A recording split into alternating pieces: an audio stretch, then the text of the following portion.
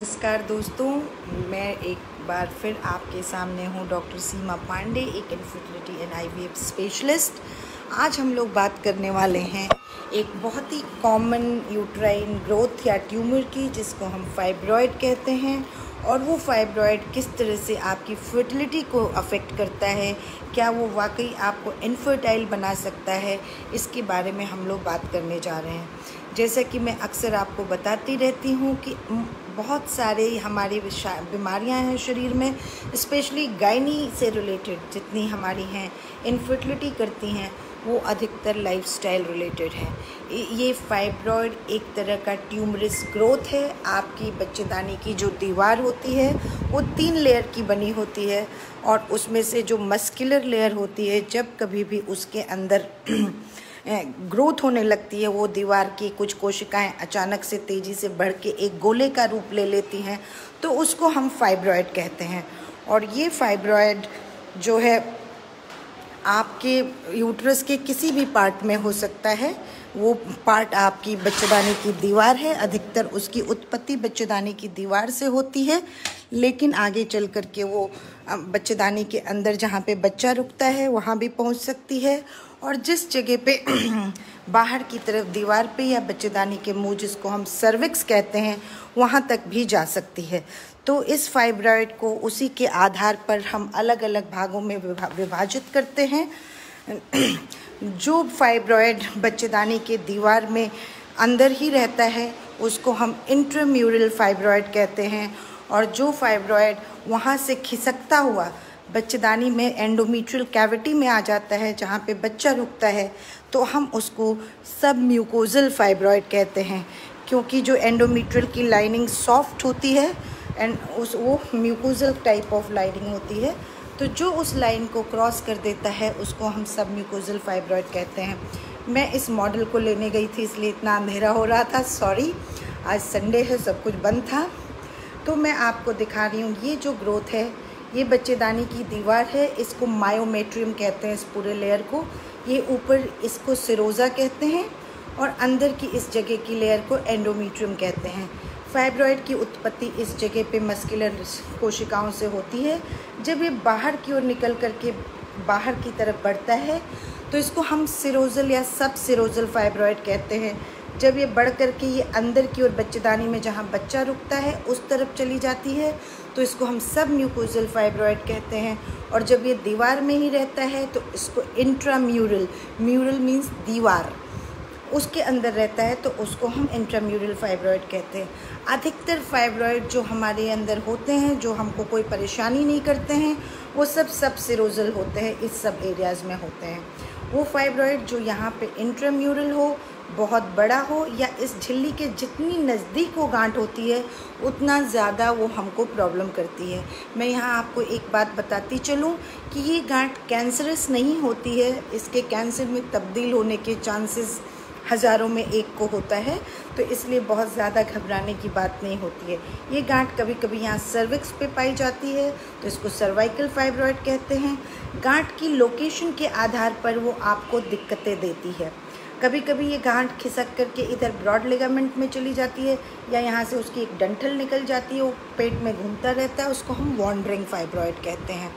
अब ये जो फाइब्रॉयड है, ये फाइब्रॉयड एग्जैक्टली क्यों हो रहा है ये तो नहीं पता है, लेकिन जो मेरी ऑब्जर्वेशन है एंड साइंटिस्ट का मानना है, जो हमारे खान पान वातावरण में परिवर्तन हो रहे हैं, जिसको हम लाइफस्टाइल से रिलेट करते हैं, वो एक बहुत बड़ा कारण है।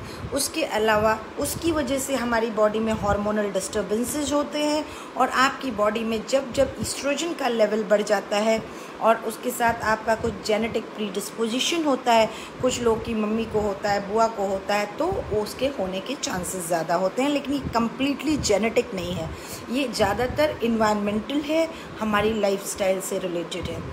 अब ये फाइब्रॉयड अधिकतर लोगों में आजकल, तो अगर मैं किसी का पेट खोलती हूँ सीजर करने के लिए, बच्चा निकालने के लिए, तो उसके दीवार पे बच्चेदानी के छोटे छोटे बहुत सारे फाइब्रॉयड्स होते हैं। ये फाइब्रॉयड एक मटर के दाने से लेकर के इतना बड़ा 9 महीने के बच्चे के यूट्रस के बराबर तक हो सकता है। ये आपको 10 गांठें इतनी बड़ी बड़ी भी हों कोई प्रॉब्लम नहीं दे सकता है, लेकिन एक बस इतनी छोटी सी गांठ यहाँ पे हो जाए और या यहाँ पे हो जाए तो ये आपको बहुत तकलीफ़ देता है। तो ये गांठ अपनी पोजीशन के आधार पर आपको तकलीफ़ें देता है। तो अगर जैसा मैंने बोला हम लोग ज़्यादा बात इनफर्टिलिटी की कर रहे हैं, तो पहले हम लोग उसके बारे में बात करते हैं। जो गांठ इस एंडोमेट्रियल कैविटी से जितना नज़दीक होगी उतना ज़्यादा वो आगे चल कर के दिक्कत देगी, और वही उनको पीरियड की भी प्रॉब्लम देगी। जिनका फाइब्रॉयड यहाँ पे इस झिल्ली के जितना पास रहता है उनको एमसी में दर्द होता है, उनको एमसी में ब्लड ज़्यादा आता है। जिसका फाइब्रॉयड इस कैविटी के अंदर जितना घुसता जाता है, सब म्यूकोजल फाइब्रॉयड सबसे बेकार होता है। 5% महिलाओं में पाया जाता है, लेकिन इस पूरी फाइब्रॉयड का सिर्फ 5% फाइब्रॉयड जो होता है वो सब म्यूकोजल होता है, लेकिन वो सबसे ज़्यादा तकलीफ़ देता है। आपको लगातार ब्लीडिंग होती है, बहुत ज़्यादा ब्लीडिंग होती है, ब्लीडिंग के टाइम में बहुत पेन होता है। मैंने आपको पेनफुल पीरियड्स वाले वीडियो में भी बताया था।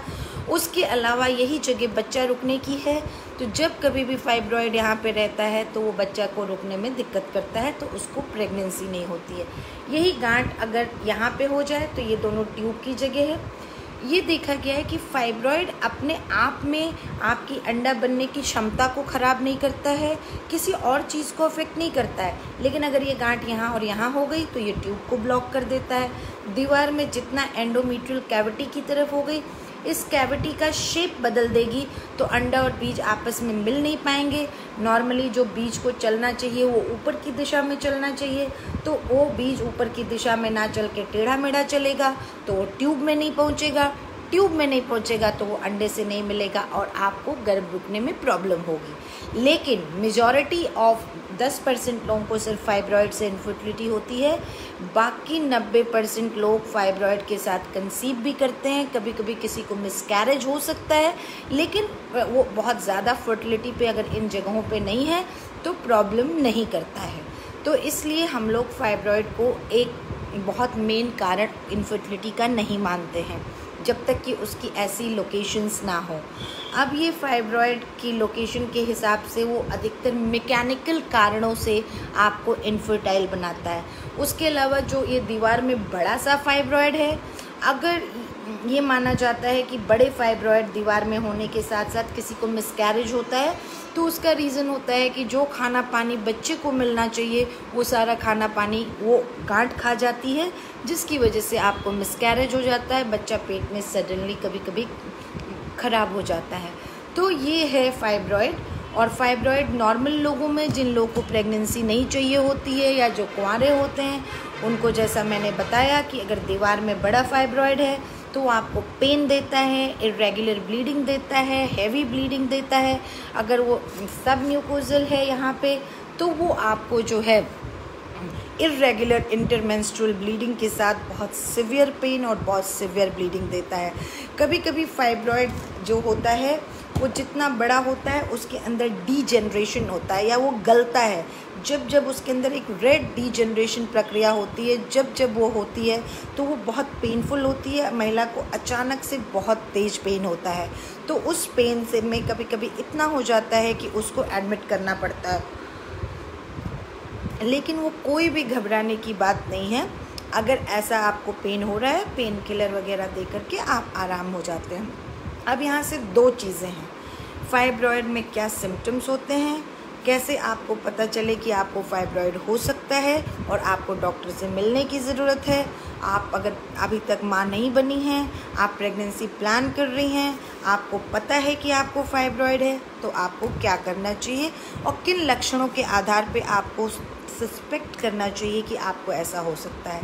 तो ये पूरी तरह से इसकी लोकेशन पे और साइज़ पे डिपेंड करता है।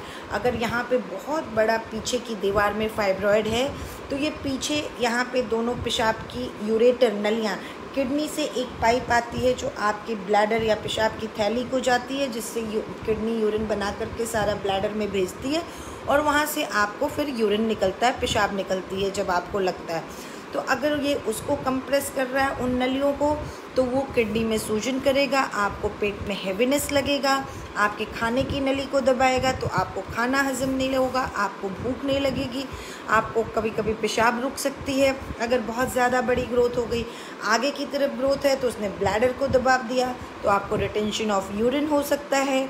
और उसके अलावा अगर वो इस जगह पे है तो ट्यूब को दबा देता है, तो आपको ट्यूबल ब्लॉकेट पता चलता है और आपको महसूस होता है पेट में, नीचे के पेट में कुछ गोल गोल सा है बड़ा, कुछ घूम रहा है, कुछ भारीपन है, कॉन्स्टिपेशन हो सकता है, पेशाब में दिक्कत हो सकती है।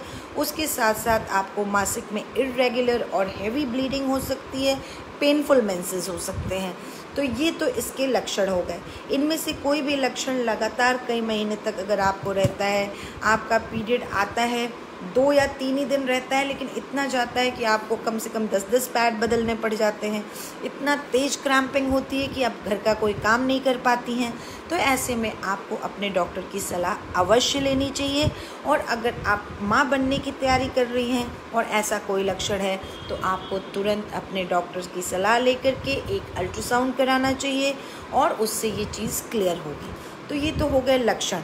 जब आप डॉक्टर के पास जाते हैं तो जो सबसे इम्पॉर्टेंट जांच हम करते हैं वो आपका अल्ट्रासाउंड है। वो अल्ट्रासाउंड, जैसा मैं कहती हूँ कि ट्रांसवेजाइनल अल्ट्रासाउंड, अगर एक अच्छे व्यक्ति द्वारा किया जाए तो आपको किसी MRI CT स्कैन की ज़रूरत नहीं होती है। उसमें उसका एग्जैक्ट लोकेशन पता चल जाता है, वो कितना डिस्टर्बेंस आपको कर सकता है बच्चा रुकने में। जब मैं किसी का IVF करती हूँ और उसको पुरानी गांठ होती है इस जगह पे, तो मैं ये दूरी नापती हूँ, ये जो झिल्ली है उस झिल्ली से वो गांठ कितनी दूर है। अगर वो 1 सेंटीमीटर से दूर होती है तो उसके चांसेस कम हैं आगे चल कर के प्रेगनेंसी को डिस्टर्ब करने की। लेकिन वो अगर झिल्ली के साथ साथ बढ़ के इधर की ओर जाती है तो मैं आपको सलाह देती हूँ, भले वो इतनी छोटी है, उसको निकालने की। वही गांठ अगर यहाँ पे है और इतनी बड़ी है तो मैं उसको टच नहीं करती हूँ जब तक कि आपका फर्टिलिटी इशू ठीक ना हो जाए। अब नेक्स्ट क्वेश्चन लोग मुझसे पूछते हैं, मैडम अभी तो मुझे बच्चा भी नहीं हुआ है और आप ऑपरेशन की सलाह दे रही हैं, कोई ऐसी दवा नहीं है कि मैं इसको दवा से दबा दूं, क्योंकि एक बार ऑपरेशन हो गया तो मुझे बच्चा कैसे होगा। तो मैं आपको बताना चाहती हूँ कि अगर वो गांठ उसी जगह पे है जहाँ पे बच्चे को रुकना है और उसका वो सारा खाना खा जाएगी तो बच्चा कैसे होगा आपको, और इतने सालों से नहीं हुआ। तो जब हम उस गांठ को निकाल देंगे, आपकी बॉडी का यूट्रस का शेप नॉर्मलाइज कर देंगे, आपकी उम्र, आपकी प्रजनन क्षमता अगर अच्छी होगी तो जो हम आपको सलाह देंगे कि अब आपको साथ रहना चाहिए तो आपको प्रेगनेंसी होने के चांसेस बढ़ जाएंगे, पहली चीज़। दूसरी चीज़, जितनी भी दवाएं गांठों को गलाने के लिए बनी हैं उनमें से कई सारी तो अभी बैन भी होती हैं, कभी बैन होती हैं, कभी आ जाती हैं। तो उन दवाओं को खाने से पहली चीज़ कि एक गांठ इतनी बड़ी है तो इतनी हो जाएगी, वो ख़त्म नहीं होगी। दूसरी चीज़, उस जब हम किसी भी यूट्रस और ओवरी की बीमारी का इलाज करते हैं तो जब हम इलाज करते हैं तो बच्चा नहीं रुक सकता, या तो हम गांठ गला सकते हैं या आपको बच्चा कर सकते हैं। तीसरी चीज़, ये सारी जो दवाएं हैं इनका लॉन्ग टर्म इफ़ेक्ट आपके अंडों पे कैसा पड़ रहा है, उस अंडे से बच्चा जो बनेगा उस पे कैसा पड़ रहा है, इसके बारे में कोई जानकारी नहीं है। तो वो महिलाएं जिनको अभी बच्चे की ज़रूरत है, उनकी गांठ उनको तकलीफ़ दे रही है, तो बेहतर है कि उसको लैप्रोस्कोपी द्वारा अगर संभव हो तो, या ओपन करके पेट, जैसे भी हो उस गांठ को निकलवाना चाहिए। दवाई पे पैसा वेस्ट नहीं करना चाहिए, टाइम वेस्ट नहीं करना चाहिए। एक तो ये दवाएं बहुत महंगी होती हैं, इनका लिवर पे, किडनी पे साइड इफ़ेक्ट होता है, ये एक हार्मोनल ट्रीटमेंट होता है। उसके बाद बहुत दिन तक आपको MC बंद हो जाती है, फिर हम आपको MC लाते हैं, सारी चीज़ करते हुए बहुत ज़्यादा टाइम वेस्ट हो जाता है।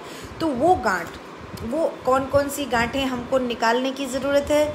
जो फाइब्रॉयड इंट्राम्यूरल दीवार में है, बच्चेदानी की झिल्ली से 1 सेंटीमीटर से कम दूरी पे है और वो बढ़ रहा है और साथ में आपको MC में ब्लड ज़्यादा आ रहा है, पेन हो रहा है, उस गांठ को निकालना चाहिए। वो गांठ जो बड़ी होते होते खिसक के इस यूट्राइन कैविटी में आ गई है, सब म्यूकोजल फाइब्रॉयड, उसको अवश्य निकालना चाहिए। वो गांठें जो आपके ट्यूब की जगह पे, रास्ता जो है कॉर्नुआ पे ब्लॉक कर रही हैं, उस गांठ को निकालना चाहिए। कभी कभी इनमें से वो गांठ कहीं नहीं होती है, दीवार में यहाँ पे होती है, यहाँ पे होती है, यहाँ होती है। 8 साल 10 साल आपको नहीं बच्चा होता है।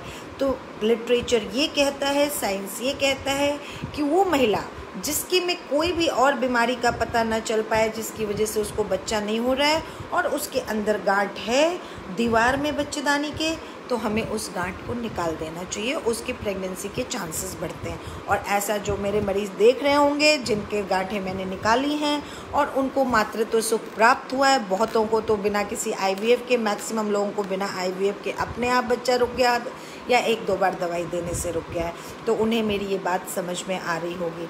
तो आप ये समझिए कि हर ऑपरेशन आपके बच्चा रुकने के चांस को ख़त्म नहीं करता है।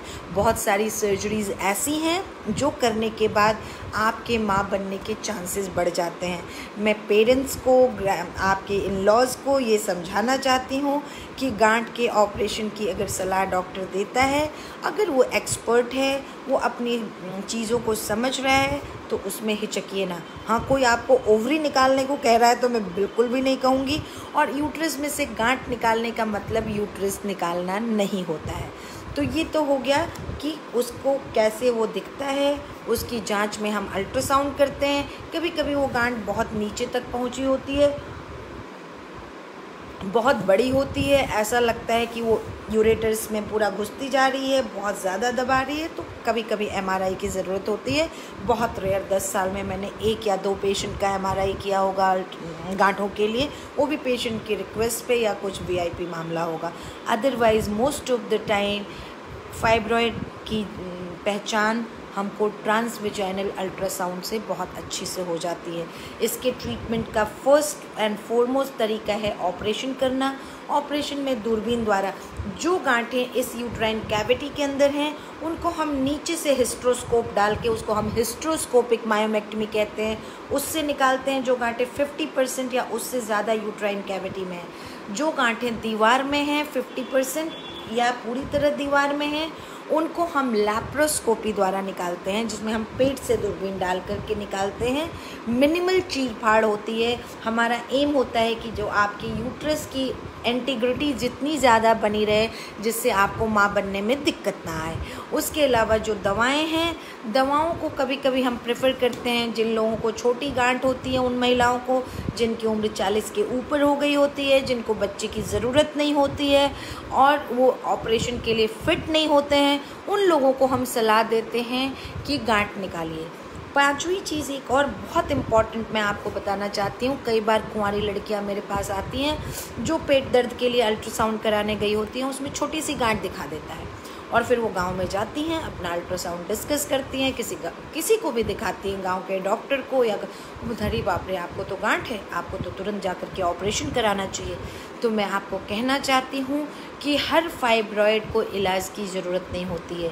वो फाइब्रॉइड जो आपको किसी तरह की बीमारी नहीं दे रहा है, अल्ट्रासाउंड में दिखाई पड़ जाता है कि उसकी ब्लड फ्लो बहुत ज़्यादा नहीं है, एबनॉर्मल नहीं है, तो उसको निकालने की कोई भी ज़रूरत नहीं है। चाहे आपकी जो भी उम्र हो, उसको सिर्फ 6 महीना 1 साल पे अल्ट्रासाउंड करके फॉलोअप करने की ज़रूरत है। और जो फाइब्रॉइड अगर बहुत तेज़ी से बढ़ता है, वो अधिकतर आपको सिम्टम भी देता है, मतलब तकलीफ़ देता है, उस गांठ को हमें निकाल देना चाहिए। और किसी अनमैरिड लड़की को 2 सेंटीमीटर 3 सेंटीमीटर की गांठ है, जिससे उसके पीरियड में कोई प्रॉब्लम नहीं है, उसको यूरिन में कोई प्रॉब्लम नहीं है, किसी तरह की दिक्कत नहीं है, तो प्लीज़ उसको मत टच कीजिए। जब कभी भी हम गांठ देखते हैं जो छोटी है, बच्चा रहने की जगह से दूर है, तो पहले हम कोशिश करते हैं कि उसको नॉर्मल तरीके से प्रेगनेंसी हो जाए, तभी हम उसको टच करें। जब उसको प्रेगनेंसी नहीं होती है, तब हम लोग उसको निकालने की बात करते हैं। अब अगली बात आई कि अब ये गांठ के साथ अगर आप प्रेग्नेंट हो गए,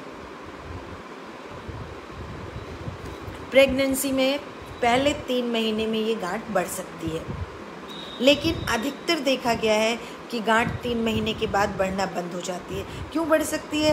मैंने आपको बताया, ये ईस्ट्रोजन हार्मोन की अधिकता से बनती है, और जब बच्चा ग्रो कर रहा होता है तो आपकी बॉडी में ईस्ट्रोजन हार्मोन ज़्यादा होता है, तो ये गांठ बढ़ जाती है। दूसरी चीज़, कभी कभी ये गांठ जो है, बच्चा पेट में रहता है, अधिकतर टाइम ये कुछ नहीं करती है, अधिकतर लोगों की गांठ जब हम ऑपरेशन करके बच्चा निकाल रहे होते हैं तब पता चलती है। गांठ अगर सर्विक्स पे है तो वो बच्चे को नीचे नहीं आने देगी, बच्चेदानी का मुंह नहीं खुलेगा, तो उसके लिए ऑपरेशन करना पड़ेगा, तब दिखाई पड़ता है कि उसको गांठ है। आज से 15 साल पहले जब मैंने प्रैक्टिस शुरू की थी और लोगों को इतना अल्ट्रासाउंड का अनुभव नहीं था, तो अधिकतर ये गांठें मुझे दिखाई पड़ती थी जब मैं बच्चे का ऑपरेशन करती थी। वो गांठ अगर यहाँ पे है, यहाँ पे बच्चे के लिए जगह कम कर रही है तो बच्चा उल्टा रहेगा, बेड़ा रहेगा, लेकिन अधिकतर ये बच्चे को डिस्टर्ब नहीं करता है जब तक कि वो इतना बड़ा ना हो और बिल्कुल उसके ऊपर ही कहीं खेड़ी बच्चे की ना लग गई हो जिससे वो सारा खाना खा जा रहा हो। मिसकैरेज के चांसेस कम होते हैं। प्रेगनेंसी में फाइब्रॉयड थोड़ा बहुत पेन के अलावा कोई और दिक्कत नहीं देता है। फाइब्रॉयड में जब पेन होता है तो कई बार उसको आप प्री टर्म लेबर की तरह समझ लेते हैं। तो अगर एक महिला प्रेग्नेंट है, उसको फाइब्रॉयड है, तो उसको वेरी रेयरली कभी मिसकैरेज हो सकता है। मैल प्रेजेंटेशन का मतलब बच्चा सीधा, बेड़ा, उल्टा कुछ हो सकता है। कभी कभी प्री टर्म लेबर हो सकता है और उसको ऑपरेशन द्वारा डिलीवरी की ज़रूरत पड़ती है। इसी तरह से जब कभी भी हम गांठ निकालते हैं और वो गांठ बड़ी होती है और कई होती है, अगर हम दूरबीन से भी निकालते हैं तो उसके बाद हम सलाह देते हैं कि आपको रेगुलर अपने डॉक्टर के टच में होना चाहिए जब आप प्रेग्नेंट हैं, और उसको बता के रखना चाहिए कि आपकी लैप्रोस्कोपिक या ओपन मायोमेक्टमी हुई है। मायो मतलब मायोमेट्रियम, मायोमा फाइब्रॉयड को कहते हैं, उसको निकालने को मायोमेक्टमी कहते हैं। जिन लोगों की मायोमेक्टमी होती है तो वो एक तरह से यूट्रस पे स्कार हो गया, तो जैसे आपको बच्चा ऑपरेशन से होता है तो एक स्कार पड़ जाता है, वैसे आपको ये गांठ निकालने से एक स्कार पड़ जाता है। तो अधिकतर लोगों को जिनको मायोमेक्टमी हुई रहती है उनको बच्चा सिजेरियन से या ऑपरेशन द्वारा पैदा करने की सलाह दी जाती है। कभी कभी साइलेंटली 7वें 8वें महीने में किसी की गांठ, बच्चेदानी कमज़ोर होती है, बहुत बड़ी गांठ हुई हो या कुछ उसकी बच्चेदानी में प्रॉब्लम हो तो वो फट जाती है। तो इन सब चीज़ों का ध्यान रखना होता है जब वो प्रेग्नेंट होती है महिला। अब बात आई, ये तो हो गया जब वो प्रेग्नेंट थी। फिर मरीज़ कहता है मैडम मेरे को गांठ है, आप बच्चा पैदा कर रहे हो, मेरी गांठ भी निकाल देना। तो ऐसा बिल्कुल भी नहीं होता है।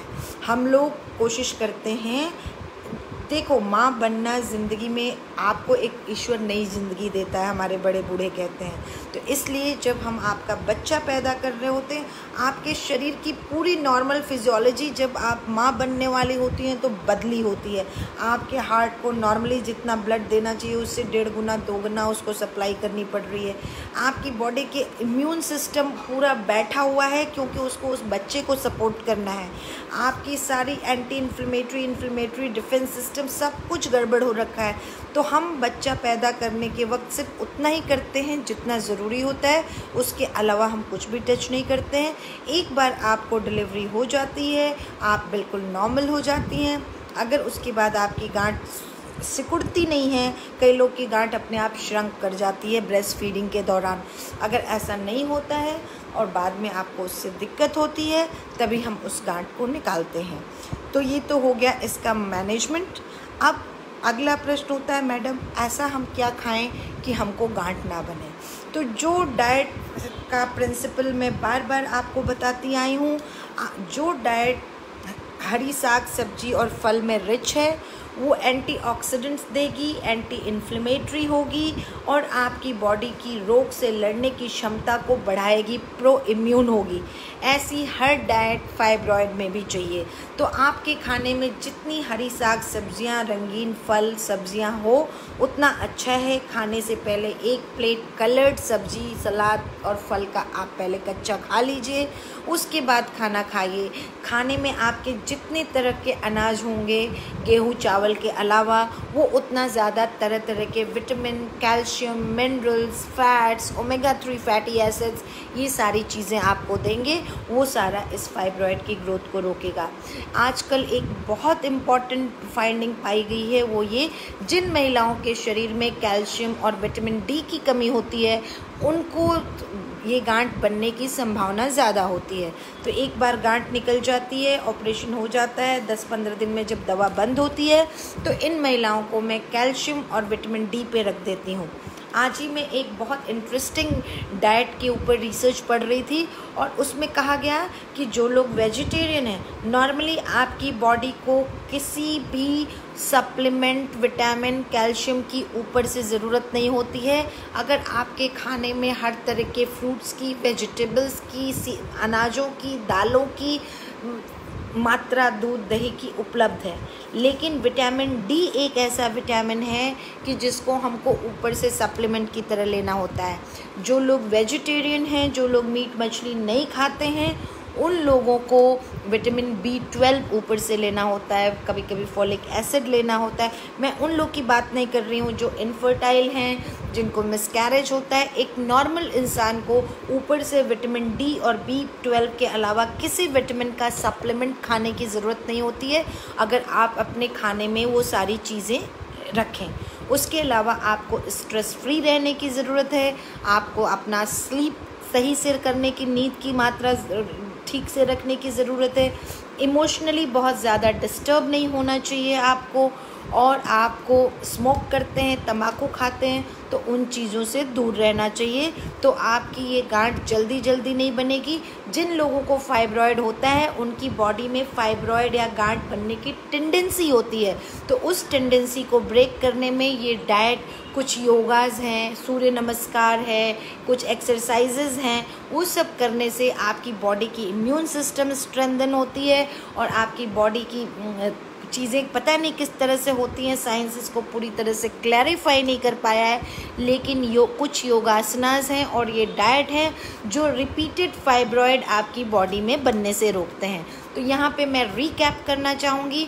फाइब्रॉयड उस ग्रोथ को कहते हैं जो बच्चेदानी की दीवार, मायोमेट्रियम की मस्कुलर लेयर की कोशिकाओं के बहुत सडन ग्रोथ, अचानक से ग्रोथ करने की वजह से होता है। ये 3 तरह का होता है। जब ये बच्चेदानी की दीवार में रहता है, इसको इंट्राम्यूरल फाइब्रॉयड कहते हैं। जब ये बच्चेदानी के ऊपर के साइड में आने लगता है तो इसको सबसीरोजल फाइब्रॉयड कहते हैं। जब ये बच्चेदानी के एंडोमेट्रियल कैविटी में आता है, जहाँ बच्चा रहता है, तो इसको सबम्यूकोजल फाइब्रॉयड कहते हैं। इसके अलावा फाइब्रॉयड आपके सर्विक्स पे हो सकता है, आपके साइड में ब्रॉड लिगामेंट पे जा सकता है।